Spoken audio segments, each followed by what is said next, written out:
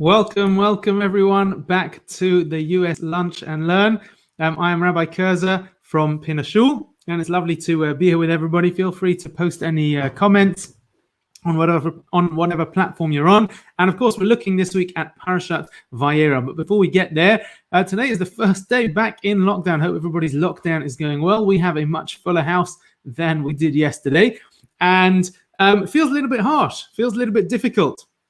And one question that, of course, we've all been trying to grapple with since March is, why is this all happening? Is there a message for us? And I'm not sure we'll fully figure that out today, but hopefully we'll get a little bit of a sense of what tests mean, what it means to be tested in life, and why. Why is it that we seem to go through tests, we seem to go through difficulties, and life seems to throw things at us that make our life not easier, but in fact harder, makes it more difficult for us seemingly to accomplish what we want to accomplish. So the reason we're talking about that is because in Parashat Vayera, we read of at least one, in fact many more than one, of Avraham Avinu's 10 tests. We are familiar with our forefather Abraham, and the Mishnah tells us that he actually went through 10 specific tests in his life. I'm sure he went through many more, but there are 10 that the Mishnah singles out, and many figure out exactly what these 10 are, but at least one of them is the one that is explicitly referred to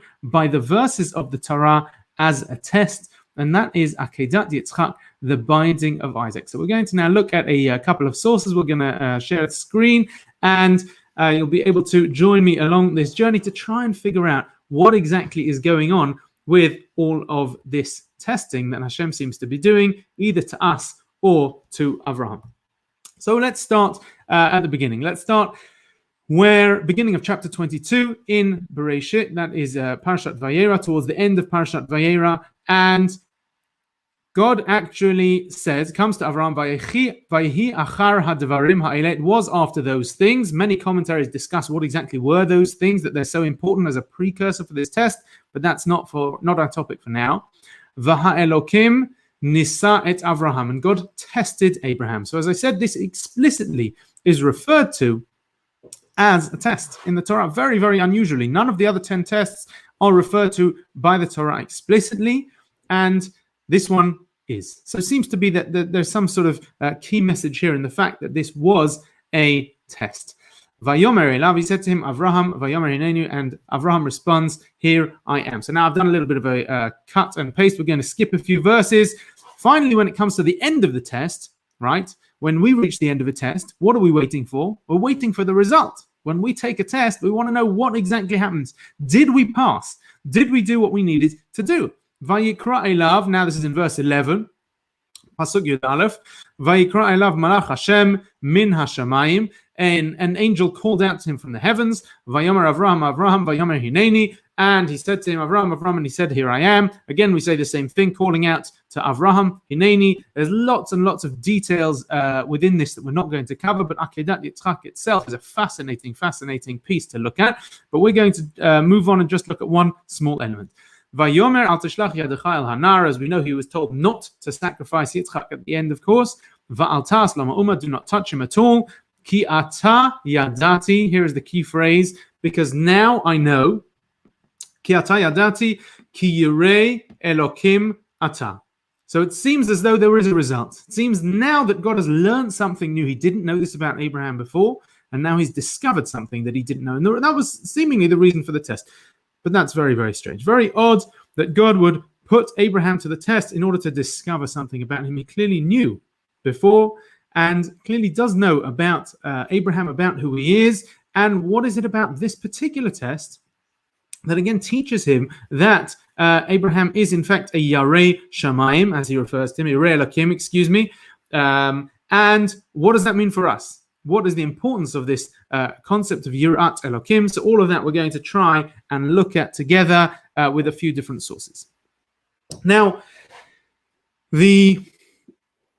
there are a number of different approaches within the commentaries that we're going to look at. There are at least possibly five different approaches, and each one does overlap slightly with the other one, but it's very, very interesting to see the nuances, the slight differences in the way each one is presented. So we're going to go and look into one at a time. Okay, we've just drawn a few of them. There are at least 15 or so commentaries, certainly of the early commentaries, the Rishonim from the medieval period, who talk about this in great detail. We're just going to pick out a few and see what we can discover. So Rashi says as follows. Of course, always the first place we turn. Ki ata yadati. Now I know. So this is from the end. Now that we've had the result of the test, what was the point? So he says, Ma'ata yeshli ma lahashiv lasata. So it's not that God wanted to know something. God already knew that you are a Yarei Elokim, that you are fearful of God. I already knew that, says God. But the point is, now I have something to respond to the Satan, to respond to some sort of evil forces, ula umot, and to the other nations, hatmehim, who are aghast. Mahi chibati etzlecha. They want to know, why do I love Abraham so much? What is it about Abraham that is so fantastic? And I didn't have an obvious answer to give them. I know why, but I couldn't tell them. Now I have something. Now I have something to be able to tell them. Because now even they can see that you are a Yerei Elokim, that you have the fear of God, and that is why you are so special to me, says God. Again, very, very strange. This seems to be, this at least begins to open the door that it's now no longer God who needs to know. It's not the test so that God can find something out new, but it seems to be a test so that God has a response, as it were, so that everybody else is able to see, so that all the people who question what was so special about Abraham will be able to look to these verses, will be able to look to Akedat Yitzchak, and they will realize and they will know that is what's so special about Abraham. That is why he was the founder of this great nation, the Jewish people. And that is why God was so focused on Abraham and on his children. So as I said, it's the start, but still leaves us with a few different questions. So that's what Rashi tells us. Now let's look on at the Ibn Ezra. Okay. Ibn Ezra says as follows. Now, this is not really the Ibn Ezra's interpretation, actually. This is one he disagrees with, but he starts off by quoting an alternative explanation. Yesh Omer, he says, some people say, Ki hasamach tachat shin, v'ha'alef, v'ha'hei tachat alef. So you can see it easier, actually, in the English, that the word in Hebrew is nisa, over here, nun samech hei, which means to test. And he says instead, some people say that you swap the sin for that it's pronounced the same way. Nisa and Nisa, not nun samachei, but nun sin aleph. And Nisa means to raise up. It means he's raised up. Now you have been raised up. So in one sense, you are raised up for everybody to see. But perhaps we can also say, and the Ibn Ezra says that he doesn't like this. He says, "V'ta'am kol parasha yakchisha." This will all be disproved. This entire idea will be disproved from the rest of this parasha. But actually, Rav Hirsch does seem to say something along these lines. Rav Hirsch does seem to say that there is a connection between the word nisa, nun samachei, and the word nisa, nun sin, aleph, in the sense that a test is there to raise us up, to lift us up, to put us one step towards our goal, one step further towards our goal. And this is something we're going to come back to, but there is certainly a concept of moving upwards through these tests, that it's not just there to find out a piece of information, to find out, as a teacher might test a student to figure out whether they have actually absorbed the material, but it's there to help Avraham, in this case, to move upwards in life. Nisa, to raise him up a little bit more. So that's, as I said, the explanation that the Ibn Ezra seems to reject, but Rav Hirsch does seem to discuss. So we have two different approaches. Rashi says for other people to see. Rav Hirsch seems to say to raise up. And now we're going to look through one more before we get into the crux of what I want to talk about. Abarbanel. Abarbanel, also from the Rishonim, from the later period of the Rishonim, from Spain. Really from Portugal, Spain. He moved around a little bit around the time of the Spanish Inquisition, and he says as follows: "Hanisayon hazeh." This particular test, ein inyano habechina it's not like a test. A bechina is really what we refer to as what a test is called in modern Hebrew. If you take a test in class, it's called a bechina. It's not called a nisayon. So he said it's not that sort of test where you get a paper and you have to answer questions and we want to know whether you've learned anything. In order for God to learn something that he didn't know. What does it mean? When it says God tested Abraham, he says it's connected to the word nes, not in the sense of a miracle, although that's also connected to this. Because this wondrous act that Abraham performed, that Abraham did, B'dvar Hashem omed lenes amim. It is as a flag, and this is like a banner that can be held up, a banner that can be there that people can look to. Kedegel, he says, like a flag, ram v'nisa, held up high and in glory, so that everybody is able to see and to look to this and point to it and recognize that this was a seminal act, that this was an act that changed the world, that this, what Abraham did in these moments, actually has changed the face of the world, that we can look back to it, that everybody in the entire world can look back to it and point to this act and have it stand up as a banner and as a message for all time. So again, we're beginning to see a slightly different explanation, but we're also beginning to see a little bit of overlap. So it's raised up, and yes, it's there for everybody to see, but we're also sort of perhaps linking back to Rashi's explanation, where Rashi said that it's in order to show the other nations of the world, it's in order for people to see what is so special about Abraham. So that perhaps links a little bit to this idea of a nes, of a banner for people to see, and perhaps also links to what the Ibn Ezra rejected, this idea of being raised up. Again, a banner is raised up, as we see over here. He says, Kedegel, Ram v'Nisa, like a flag that is raised up. Again, this same word, Nisa, Nun Sin Aleph, different to Nun Samach Hey. So those are three different explanations, which, as I said, perhaps overlap with each other slightly. But now I'd like to move on to the one which I think is really our focus for today. Make sure we've got enough time. And that is the explanation of the Ramban. So the explanation of the Ramban is slightly more extensive, slightly lengthier, and we're going to just pick out a few key phrases, a few key words from this Ramban.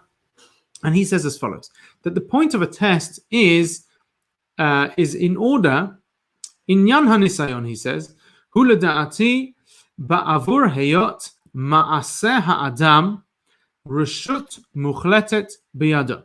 He says that the actions of a person, right, are entirely within their realm. It is up to us whether we choose to do something or not. If we choose to do it, and if we don't, then we won't do it. There's no one who is going to force us to be able to do this. Yikra nisayon mitzad hamenusa. So this is now called a test from the perspective of the menusa, the person who is testing. But person who is being tested. Now God, who is doing the testing, he's commanding. He's saying you have to do this. But in terms of whether or not we have to do this, it's entirely up to us. Whether we do it or whether we don't do it. Whether we follow through on this action, whether we pass this test, as it were, or whether we don't. Whether we choose to continue and to push through the difficulties of life, the challenges that have been thrown in our way, or whether we don't, are entirely up to us. Of course, this comes back to the one of the central pillars of Jewish thought, which is bechira chofshet, that we all have free choice. We have the ability to choose whether we do these things or not, no matter how easy or difficult they may be. So now he says as follows, and this is the key phrase, Aval hamenasei barach yitzaveh bo. I'm hoping everybody can see the mouse. Yitzaveh bo lehotzi hadavar. What is the goal? What is God's aim? Hamenaseh. What is the tester's aim? The tester's aim is not to find out whether the pupil has studied enough or whether they know what they're going to do. Because again, God knew that Abraham was going to do this or was not going to do this. He had that within his that was already known to Hashem. But what was the goal? Lehotzi hadavar, to bring it out to. Lehotzi hadavar min hakoach el hapoel, to bring something out from the potential into the actual, into reality. that we have within us latent potential. We are able to accomplish certain things. And God knows that we are able to accomplish certain things. But by testing us, what he's doing is he's enabling us to actually go through and do those things. So let's think of a couple of examples. You can actually think of any sort of example. But for instance, I could claim that I am the greatest footballer in the world. And maybe, no one knows, maybe I am the greatest footballer in the world. Maybe I have the most fantastic skills. Maybe I really could be the greatest footballer in the world. But until I actually do it, until I'm actually there on the team, performing week in, week out, actually doing what I need to be doing, then it's almost meaningless. Yes, you may have the talent. Yes, we may have the potential. Yes, we may have something inside of us.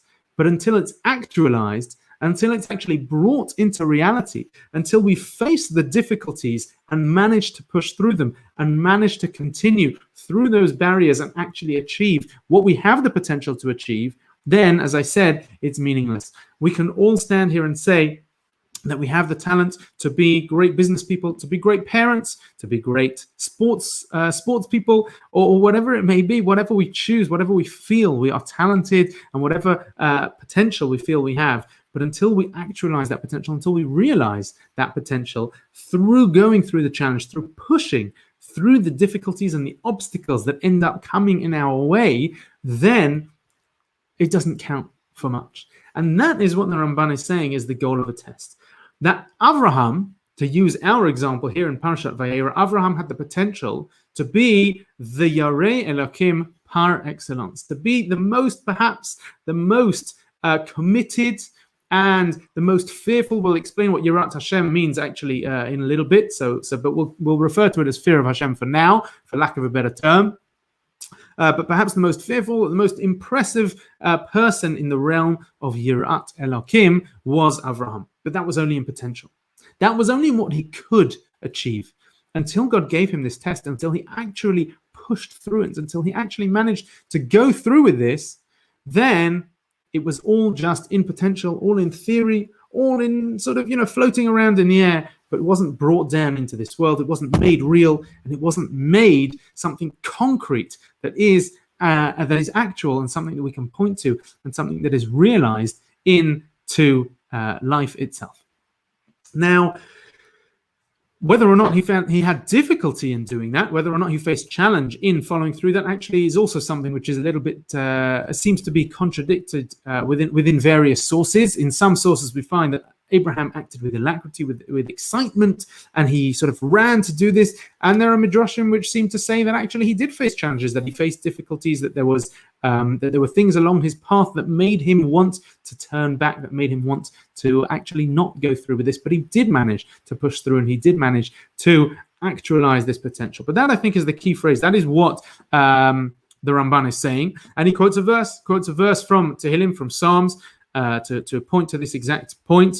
Because he says, Ki Hashem tzadik yivchan, God again will test the righteous. Kashehu yodea b'tzadik sheya'aser etzono, when he knows that somebody will do the right thing. V'chafetz lahatzdiko, and he wants to make them righteous, to make them into the great person that they could become. Yitzaveh oto b'nisayon, then he will command them to follow through on a test. So what we see there is actually also a very, very interesting thing, that God only tests people who he knows can withstand the challenge, and who he wants to be able to actualize that potential, that God recognizes that this person can pass that test, that if we are faced with a test, it means that we have within us the potential actually to get through it, the potential to manage it.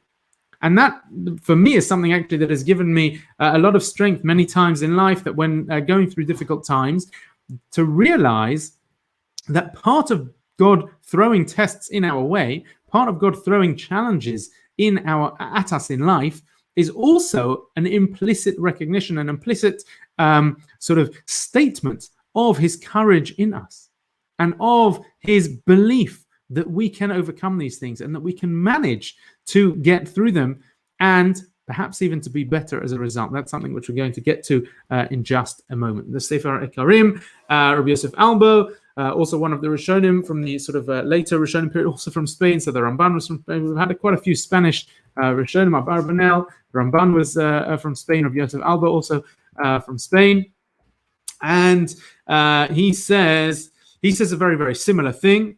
And he says again, he asks a similar question: what is the point? What is the point of God putting someone through a test if he knows the answer already? If he knows how to shuvah, what is the response to this?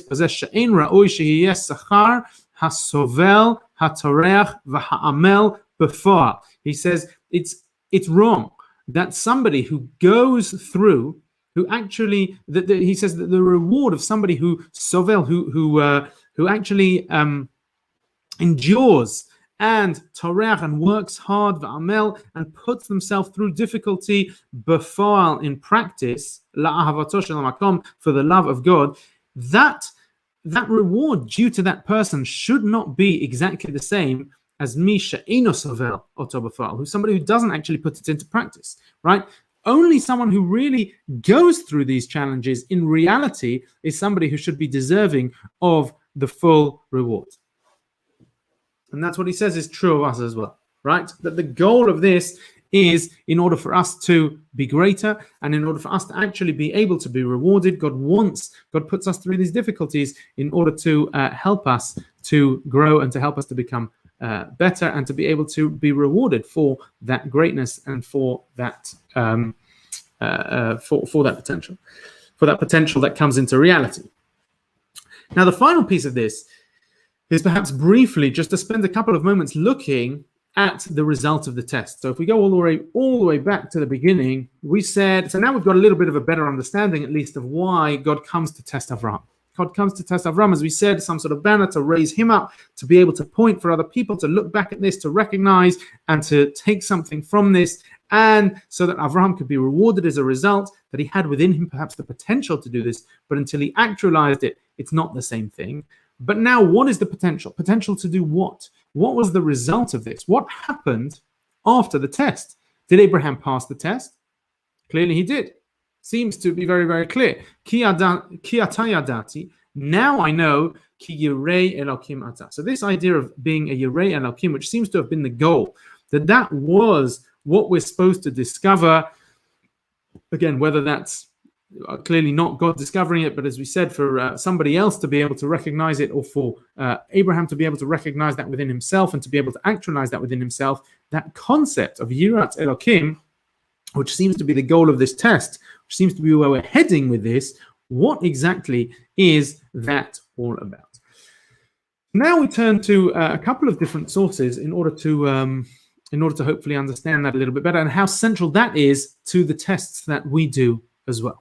So the Rambam in the Guide to the Perplexed also talks about the Akedah, also talks about this test which Abraham went to. As I said, a seminal moment in Jewish history, discussed by everybody, really a very, very important and central part of our faith and of our religion. And he says as follows. He says there are two great things which we took from the Akedah. We're not going to discuss the second one. The second one relates more to Nevuah, to prophecy, which is, as I said, a bigger topic for another time. But he does say as follows. We're going to focus on the first one, he says. Okay, so there are two great things that are supposed to come from this. But he also points out, these are at the foundation, these are the cornerstones of the Torah. What is number one? Lehodia otanu gvul ahavat ha'eloka, right? The boundaries, the limits of ahavat ha'eloka, the love of Hashem Yitbarach, v'yirato, and fear, or awe, maybe we'll translate it as now, because we'll see that in a moment. Ad heichan himagat, until what point? What are the limits of it? What are the limits of it? The limits seem to be endless, right? God had asked him to do something that was crazy, that was, totally illogical, that flew in the face of everything that Avraham believed in, that flew in the face of everything that he wanted, flew in the face of all of his emotions, all of his intellect, it flew in the face of everything that was Avraham Avinu, and yet despite that, he said, I am going to do that. So, Ad Heichan, what is the point? Lahodia atanu gevul, what is the boundary? The boundary is seemingly just to keep going, just to that full sense of ahava, that full sense of yira, of love and of fear or awe in Hashem. That was the goal of Akedat Yitzchak, to show us how strong that is, how powerful this concept of Yirat Elokim actually is in our religion and in our lives. And where else do we see this? So if we skip right down to the bottom, he says, no, it's not over here. Okay. So he doesn't quote. Let's see if it's quoted elsewhere.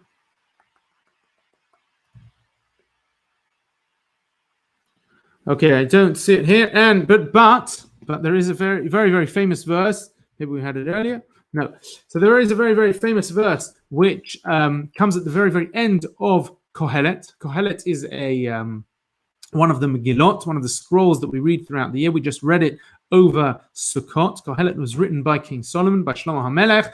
Kohelet talks about life, talks about the frailty of life, the fact that life, Havel, Havalim, Hakol, Havel, that is a very, very famous phrase from Kohelet, the fact that the world is passing, is disappearing, that our lives are very, very temporary and we're going to be here for such a short time. And it sounds like such a depressing book at the beginning. Kohelet, what is the point of everything? We're all here for such a short time. And finally, at the very end of Kohelet, Sof Davar Hakol Nishma, says Kohelet right at the end of his work, at the end of the day, at the end of everything, once all is said and done, everything has been seen, everything has been heard, Hakol Nishma, what is the point?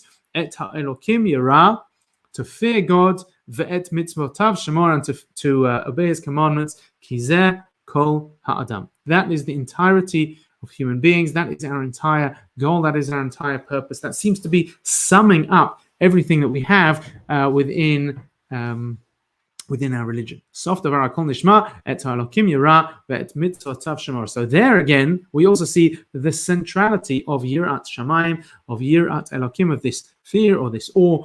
But what exactly is that? Are we supposed to be fearful of God? What is that? The point that God is scaring us into doing all of these things throughout our lives? That God is scaring us into trying to do what we feel is the right thing, or what we don't actually feel is the right thing, but we feel we should do it because we're scared to do it. So that's certainly not what Yirat Shamayim actually means. So let's just very, very briefly, and we'll close with this, spend a moment considering this concept of Yirat Elokim, of fear or awe of God. So Akedat Yitzchak, nothing. It's interesting that we're talking about his commentary is called Akedat Yitzchak. I think just because his first name is Yitzchak, the entire book is not about the Akedat Yitzchak, but he does comment on it, at least here, as because it's such an important moment in Jewish history. But the book, as I said, is called Akedat Yitzchak, and you'll never guess where he's from, unless I'm much mistaken. Rabbi Yitzchak Arama was also from Spain, I think. So there you go. Everybody today seemed to have a bit of a Spanish theme to it. But he said as follows. And this is not just him, but this particular source just happened to be a convenient one and puts it very, very nicely. It is well known that the meaning of the word yirah is twofold. There are two possible meanings of this word. One meaning is the instinctive, unreasoning fear of a physically stronger phenomenon, a fear common to both man and beast. Jacob fearing defeat at the hands of Esau, right? So this is, again, he's bringing one example from Tanakh, from the beginning of Parashat Vayishlach, prays to God for help because he's worried that Esau is going to come and kill his family. And he also tells a little bit of a lie because he's scared of something happening with regards to his wife. He says that she's his sister, etc. And so that's one type of fear. Another kind of fear is that which recognizes superior moral or intellectual qualities in someone whom one confronts.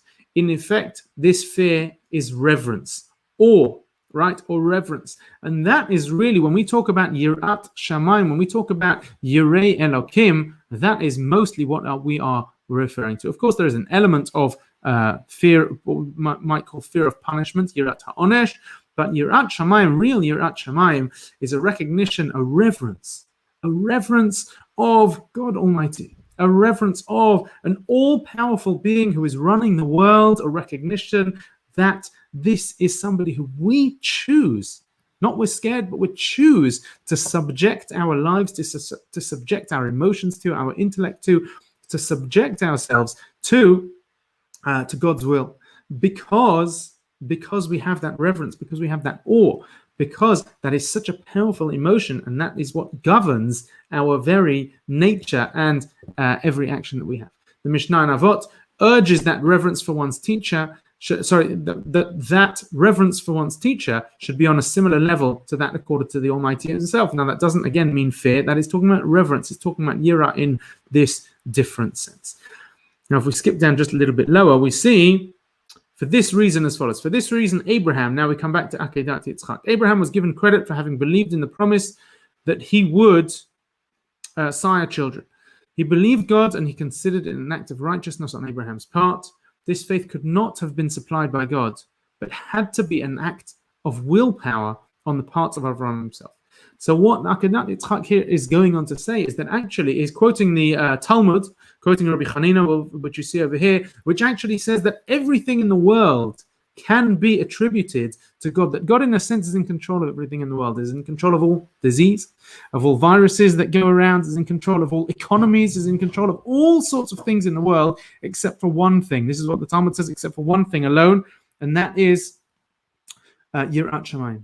Our Yirah, the extent to which we choose to subject ourselves to the will of God, or whether we choose to avoid that will, to avoid those challenges, to run away from the things that are expected of us, from the things that we have the potential to be able to do better, that is the only thing that is within our realm. And particularly, for me, this is something which is very, very powerful in the world that we live in today, in the world that we are living through, in the world in which so much power has been taken away from us. All of the things which human beings seem to be in control of, like economies, like viruses, like all sorts of other things that were within our world that we seem to have control of, have been removed. We're now electing, or but the world is electing what was once thought of as the most powerful position in the world, President of the United States. Okay, President of the United States. We have the power to elect this person who will have so much power, who will be able to do anything they want. Is that still true? I'm not sure anyone's convinced of that anymore. And again, so all of that power seems to have been removed, but there is still a tremendous power. The power within each of us to overcome the challenges of life, the power within each of us to be able to push through the barriers, to be able to push through the difficulties, to be able to continue to be able to be better people even when it's hard, to be able to smile at people even when life is difficult, to be able to give to people even when we don't have the headspace, when we don't have the time, when we don't have the money, when we don't have all those sorts of things, when we're able to connect to people, when we're able to continue to spend time praying to God and studying His Torah, when we don't have when we think we don't have the time to do that. All of those sorts of things, all the ways in which we push ourselves to be better, to maximize our potential in this world, that is the goal of Yirat Shamayim. That is the goal of a test. That is what Hashem is asking us to do, and that is a tremendous power. That is a tremendous strength that we each have within ourselves, something that we are able to do not just every single day, but every single moment of our lives. And I realize here that this is where we also had the famous quote from King Solomon. So we'll read it here in the English. After all, this is the goal of striving, as Solomon proclaims at the end of his book Kohelet. In conclusion, Sof Davar, after all is said and done, fear the Lord, or perhaps we should say revere the Lord, observe His commandments, because this is the sum total of a human being. I hope that gives us a sense. We can put away the sources, but I hope that gives us a sense of what it means to have tests in life, to have difficulties in life, why we go through some of these challenges, whether they are national challenges or world challenges, or whether they're simply individual challenges.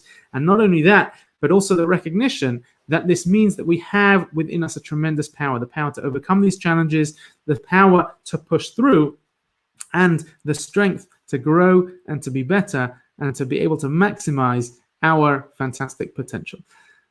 Lovely to engage with everybody in this forum, and as always, feel free to send me your questions. I'm sure you'll be able to find my details online. You're very, very welcome to email me feedback or questions. Hope everybody has a wonderful week.